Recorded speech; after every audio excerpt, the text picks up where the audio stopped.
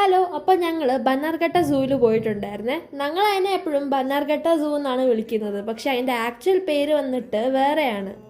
ആ പേരാണ് Bannerghatta biological park. അപ്പോൾ ഞങ്ങൾ ഈ പാർക്കിൽ പോയ ദിവസം അത്യാവശ്യം നല്ല തിരക്കുണ്ടായിരുന്നേ. അല്ല, പിള്ളേർക്ക് അവധിയൊക്കെ പോയിക്കൊണ്ടിരിക്കുവല്ലേ. തിരക്കുള്ളതുകൊണ്ട് തന്നെ ബസ് ടൂറിന് നമുക്ക് ലേറ്റ് ആയിട്ട് കയറാൻ പറ്റുള്ളൂ, കാരണം ഒരു നീണ്ട ലൈൻ ഉണ്ടായിരുന്നു കടക്കാൻ. ഈ ബസ് ടൂറിനകത്ത് നമുക്ക് കുറെ ആനിമൽസിനെ കാണാൻ പറ്റുവേ. പിന്നെ ബസ് വഴി ആ ടൂറിന് ആനിമൽസിനെ കാണാൻ ചെല്ലുമ്പോൾ ഭയങ്കര പ്രൊട്ടക്റ്റഡ് ആയിട്ടാണ് ഓരോ സ്ഥലവും വെച്ചേക്കുന്നത്. അത് എന്തിനാന്ന് വെച്ച് കഴിഞ്ഞാൽ ഒരു ആനിമലിൽ നിന്നും മറ്റേ ആനിമലിനെ പ്രൊട്ടക്ട് ചെയ്യാൻ വേണ്ടിയുള്ള പ്രൊട്ടക്ഷനാണ് ഈ കൊടുത്തേക്കുന്നത്. അപ്പൊ ഈ ബസ് ടൂറിൽ നമുക്ക് കാണാൻ പറ്റിയത് lion, tiger, white tiger, cheetah, ആന, അങ്ങനത്തെ ആനിമൽസിനാണ്. അതെല്ലാം ഞാൻ ലോങ് വീഡിയോയിൽ ഇട്ടേക്കാവേ. പിന്നെ ഇതിനകത്ത് നമ്മൾ രസകരമായ സീൻ കണ്ടു. എന്താന്ന് വെച്ച് കഴിഞ്ഞാല് ഒരു ക്രോക്കഡൈല് ഒരു ആന കുളിക്കുന്ന സമയത്ത് ഓപ്പോസിറ്റ് നിന്ന് ഈ കുളിസീൻ കാണുന്നതാണ് കണ്ടത്.